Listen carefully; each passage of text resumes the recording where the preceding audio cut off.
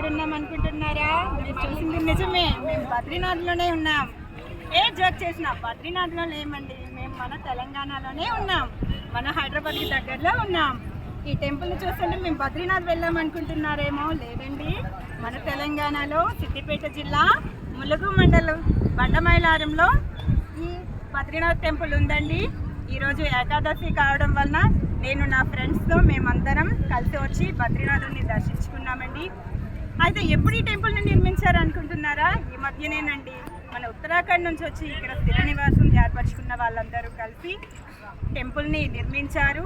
అక్కడ బద్రీనాథ్ దగ్గర ఉత్తరాఖండ్లోని బద్రీనాథ్ టెంపుల్ నుంచి అఖండ జ్యోతిని తెచ్చి ఇక్కడ వచ్చారండి. సో మీరు కూడా బద్రీనాథుని దర్శించుకోవాలంటే ఉత్తరాఖండ్ వరకు వెళ్ళనవసరం లేదండి. హ్యాపీగా మన హైదరాబాద్కి దగ్గరలో మన సిద్దిపేట జిల్లాలో మన ములుగు మండలంలో బండమైలారం వచ్చి హ్యాపీగా దేవుణ్ణి దర్శించుకోవచ్చండి. థ్యాంక్ యూ అండి.